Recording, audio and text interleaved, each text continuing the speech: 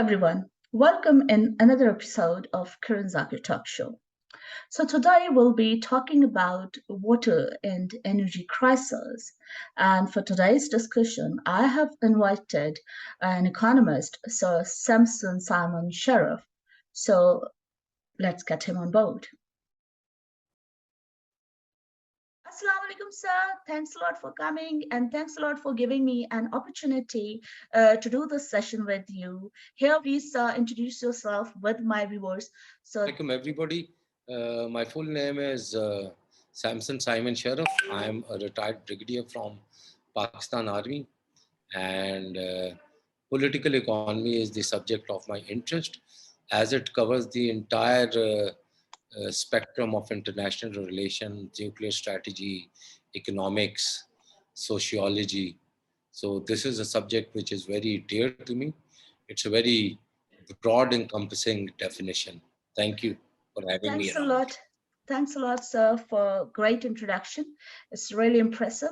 So, sir, I would just begin with, you have also seen a horrendous picture in Pakistan, what's happening, like, of course, like price inflation, dollar inflation, and of course, like Pakistan is also facing with drastic water and, energy crisis. So if you just can give a kind of brief view, the present scenario, what's happening of water and energy crisis in Pakistan, and how can we mitigate this present situation, whereas you are also seeing, in the whole South Asia region, that or the same scenario is there as well. If you're going to talk about Sri Lanka, you're going to talk about Afghanistan, the same price inflation is happening here. Of course, politics is also main issue there. So what would be your thoughts, what's happening in Pakistan in regards for energy and water crisis? Uh, you have to relate the energy to the larger picture.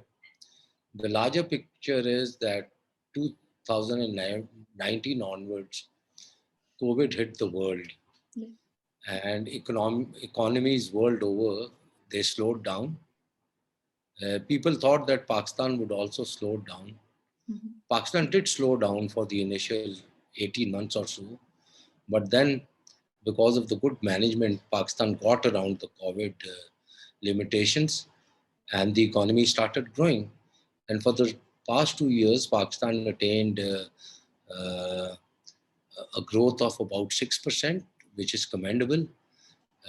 They were able to control the balance of payments, the current account deficit, and most they were able to regulate their energy industry. And with the energy industry, they were coming up with innovative plans and thinking out of the box. Mhm. Uh, Perhaps they were even planning to say goodbye uh, to the IMF program and were not likely to reconsider another program of IMF for the next 3 years. And they had done their hedging and they were all set about it. But then came the regime change operation, Mhm. which was very nasty. And the people who came after the illegal ouster of Imran Khan into the government, they had no plans. They were perhaps banking on their own old reputation. The parentage in that old reputation is monetary corruption and fudging with figures, and they could not control the situation. Therefore, the dollar went into a downward spiral, Mhm. uncontrollable spiral. They raised taxes, they introduced a new budget, which is a non-budget, so to say, a super tax that crashed twice. It crashed the stock markets. So while this was happening, the energy prices world over were again reducing, coming to about around $100 a barrel. That benefit has not been passed on to the people of Pakistan. And in fact, the escalation in the energy sector, all types of energy, is massive. And this is being done on the IMF dictates, saying that they will only get into a program with Pakistan after certain price hikes and other things are imposed. So they've done part of it already. And to add insult to injury, more hike is to follow. So this is what has created, it disrupted the entire supply chain mechanism which deals with the energy. And because Pakistan predominantly depends on, despite massive resources, depends on uh, energy-based production of electricity. So that has affected the entire country, Mhm. and the situation economically is not good right now. So, It is a self-created problem. mhm, It was not warranted uh, because the previous government was doing it very well. They had a plan for it, mhm, and now they keep blaming the previous government. But every international report which comes forward vindicates the assertion that the previous government in the past 2 years did exceptionally well in mhm. economics and governance and everything. All right. So I've also noticed, and as we know that Pakistan also itself produce coal, whereas you know that to generate power we need coal and gas, of course, and we have to um, uh, import it from other countries as well. So, what is the reason that although we produce our own coal, but we do not use it to generate power. So if you can shed some light on it, that why do not, what's the reason that we do not, generate power with that?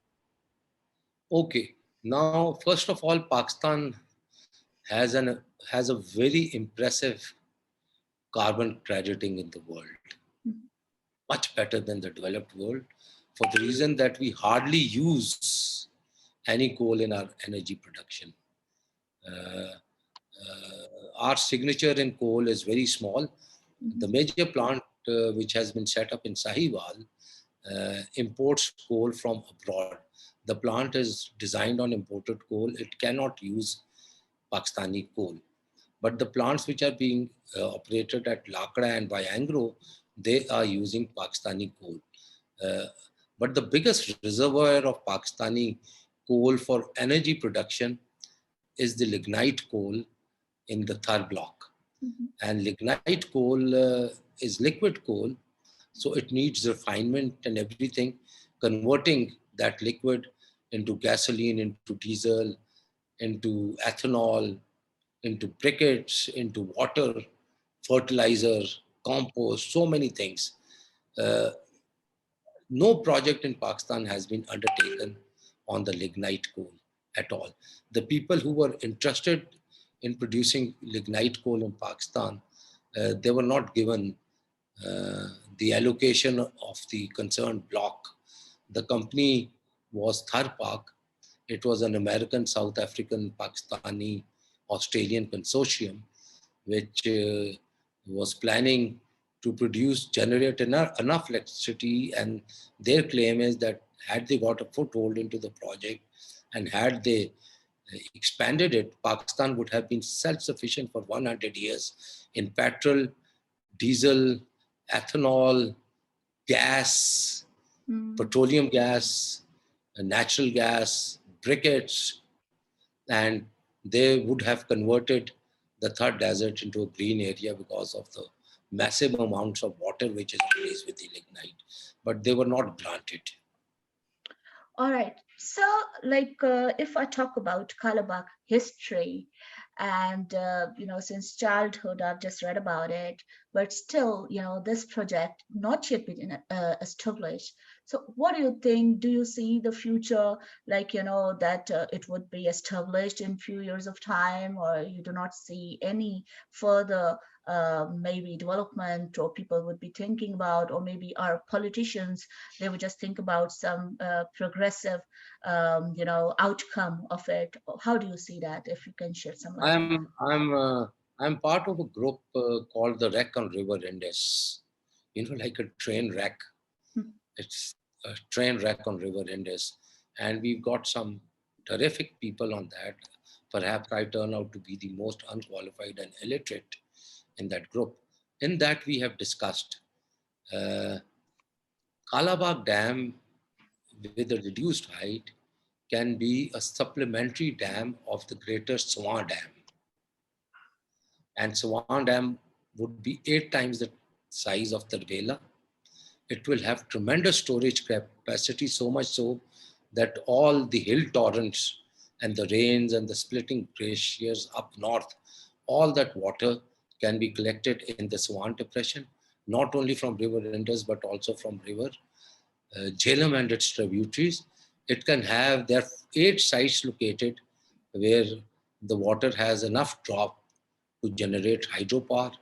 It offers new ways of fisheries and new ways of navigation in a huge lake, and it can also help regulate flow of water into Indus River, whereas Indus River could be converted into a navigational channel, and yet enough water to be released in the mangroves of Thatta and Karachi coast. So this Sawa Dam was planned as early as the end of 19th century.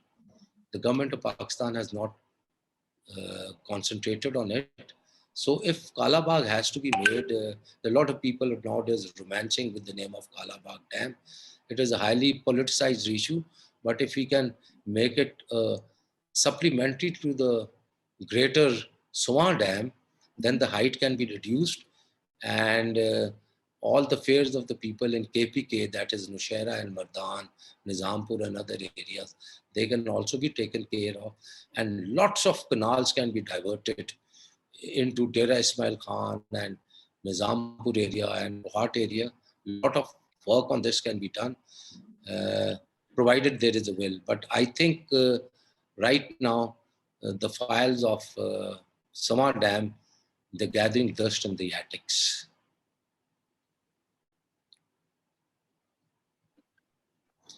All right, sir. So, I have one question, like in regards for, I've also read one report, and in that report, like, I've just read that foreign countries, some other international countries, they are demolishing big dams.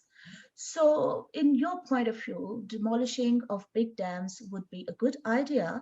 And on the other hand, if we could make more smaller dams that could, provide more water, facility or more water provision in Pakistan. So, in that regard, what would be, your thoughts if you can just shed some light on that? Okay. Now, as far as mega dams are concerned, the countries in the world that have made them, United States of America is there, Canada is there, there's some other, China, for instance, has Mm-hmm. made huge dams. We probably have the world's biggest catchment area of rains. We have the entire Karakoram and the Hindu Kush rain, parts of the Himalayan range.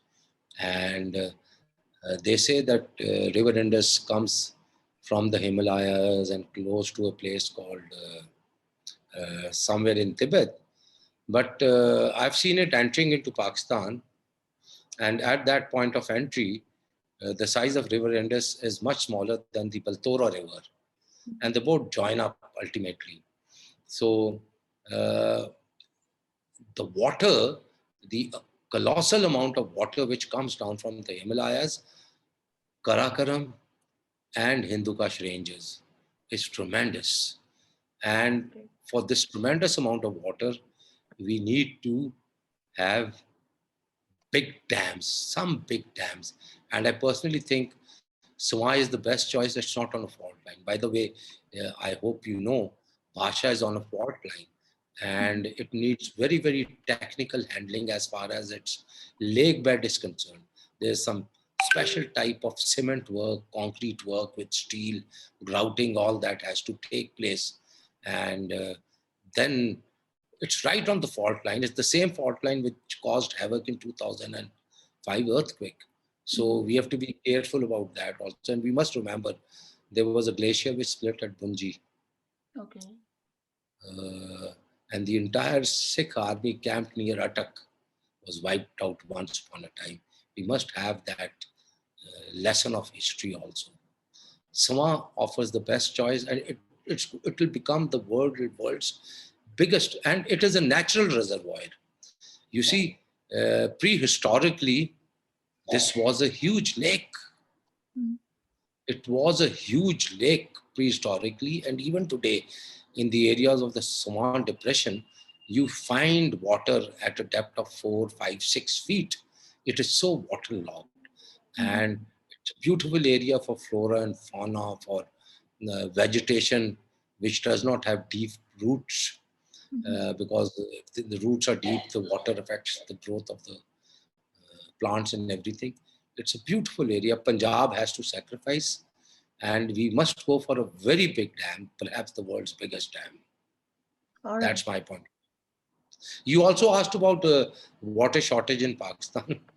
Yeah. Uh, there is no water shortage in Pakistan. We've got huge water. We are wasting it in flood irrigation, which is not needed. We have to change our way of watering our fields. So what flood irrigation do is it makes the soil saline, it makes it less productive, it causes waterlogging, it destroys the roots of the plant, it kills all the anaerobic bacteria, which stores a huge amount of carbon dioxide in the soil, maybe 6 inches below the main soil.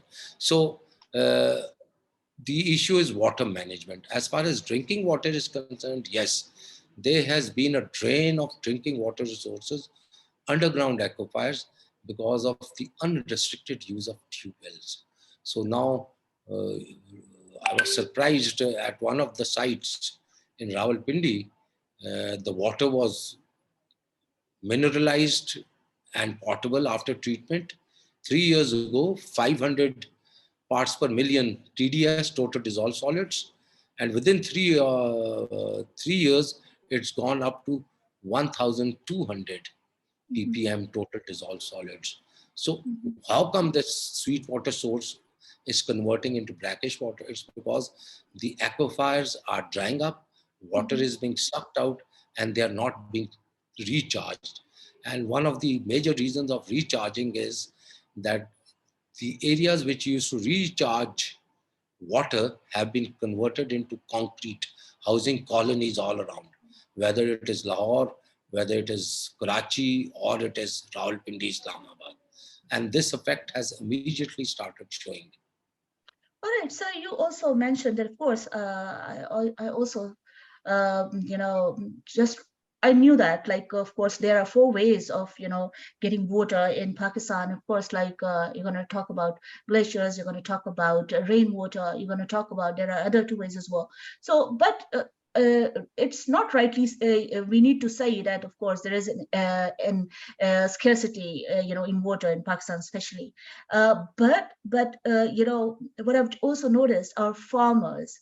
They misuse the underground water for farming purpose, for agriculture purpose, and there is no kind of restriction by using underground water. How do you see that? Is it justified to use or to take underground water and by using tube wells? What do you say about that? See, and if you're using underground water, the current option world over is to use sprinklers, use drip irrigation system. But the system that we have introduced in Pakistan is much more efficient than the drip irrigation. Water is only let into furrows on two sides of a field, which is about 5 feet, 4 to 5 feet wide. And then from the furrows, the water seeps from the side. The crops are not directly fed water. The roots have to grow long, giving more nutrition and strength to the plant, especially against strong winds. And then they reach out to the water. So this makes the plant much healthier. And in our experience, the yield of crops in this case also increases by about 20-30%. So, which is a big margin. And the best system is to use furrows and provide water to your plants, including rice. Rice is not grown in flooded fields, it's grown on dry beds, raised bed, and the furrows provide the water, and the roots of the rice plant, they reach out to the water, and the yield is much better, the size of the grain is much better, uh, the aromatic contents of the rice are much superior because it's all natural. So Pakistanis have to go a long way, and especially as far as groundwater is concerned, wherever groundwater is used, either they should use sprinklers, drip irrigation, but the best is they should resort to raised beds and furrows. So do you It will think that? save it will save 90% of the water with the Mhm. furrow technique. So from your point of view, do you think that there is a need of more technology in irrigation system? How do you see the irrigation system happening in Pakistan? What would you, would be You your don't need thoughts? any you don't need any technology. You know the width of the tires of a tractor, the Mm-hmm. back tires. Mm-hmm. Exactly behind them, you have two blades, Mm-hmm. and the tractor runs, Yeah. and those two blades create those two furrows, Right. and they are tilted in a way that the entire mud comes into the center, and you have a raised bed. Okay. And then using a planter behind the same tractor, you Mm-hmm. plant each seed mechanically calculated at a distance with 10 cc of water provided to the seed, Mm-hmm. and rest of the water is released into the furrow. And by the time the water 10 cc, which is gone down about inch and a half or 2 inches, Mm-hmm. that is consumed by the seed.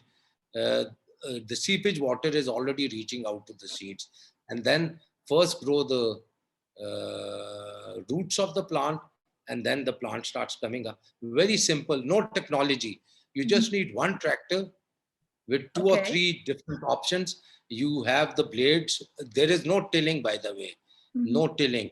So you don't use huge tractor blades. You just use two blades immediately behind the tractor wheels. They dig the soil, they make the furrow, and the mud is slanted and put into the center. They make a raised bed. It has an extension further.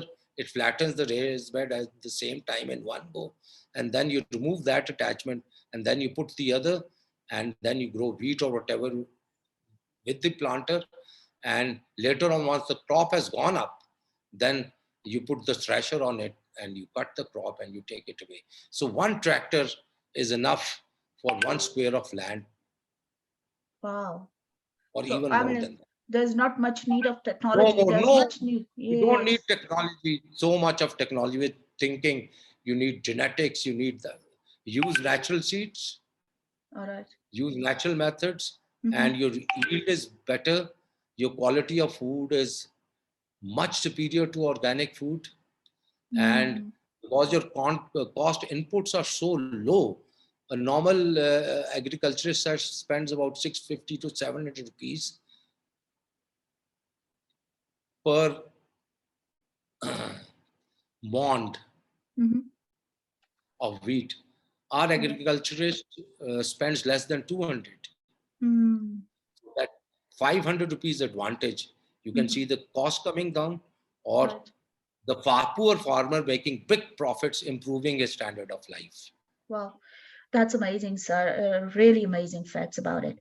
Okay, so I would just pose the last question to you, and if you can just shed some light on that, that what is the reason behind that we have a kind of more why our import is more than our export, like for in regards for commodities and What do we products. import? The reason is we are not producing enough uh, goods indigenously. We don't have much of a value addition system. Any value addition system we had has been destroyed by consumerism, which started somewhere in 2002 because of cheap imports from China. Mhm. And that has disrupted the entire cycle. It was only in the past 3 years that we started going into value addition, and Mhm. it was for this reason that Pakistan recorded record exports in terms of and we need foreign exchange to stabilize the rupee for the balance of payments, current account deficit, and everything. So if we earn more dollars and more dollars are coming to Pakistan, then the Yeah. second part is about imports. Mhm. Imports are more because many of our exports also rely on imported components. Mhm. For example, there are fibers we have to import. We export raw cotton and we import yarn.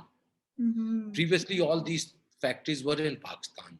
But in the past 20 years, they've shifted abroad to Thailand, to Bangladesh. It's basically Pakistani cotton. Right. Uh, uh, so, all these things have to come. Second component is that if we want to take a leap uh, in the automotive industry, for a time we have to rely on imports. Mm-hmm. And then through deletion programs, slowly and slowly, our indigenous production takes over. The problem is in Pakistan, these deletion programs have never been regulated and followed strictly. But now, it was first time in the history of Pakistan that we have exported world-class SUVs, Mm. and Wow. the export bill has yet to come back. Obviously, this export of cars is based on imported components, but Right. it will balance out once we get our payments. Normally, it takes 90 days or something, and they come back into Pakistan, and that is when. So it is these periods where your money is stuck in the cycle that you need stability for your economy. That the previous government was doing. Okay. Because this government is not doing, ultimately, it may turn out to be better, but Mm-hmm. grass are Imran Khan, not Mm-hmm. because of any effort of this government. Mm-hmm. We can hope for the best, sir. Of course, we from our side, we can think that better government should come and, of course, like should run the country. For now, unfortunately, I have to close the session. But inshallah, I'll just ask you again. I will make a request that we can do another session on economy because there is a need that we can, bring more knowledge and awareness, and we can spread more knowledge and awareness from my side. So I would just say that thanks a lot for coming and to avail yourself your precious time to my viewers. I'm really grateful for this. Thank you very much. It was wonderful being with you in this vlog. God bless you. May you do well, and may this vlog get plenty of circulation. Inshallah. Uh, Pakistan Zindabad.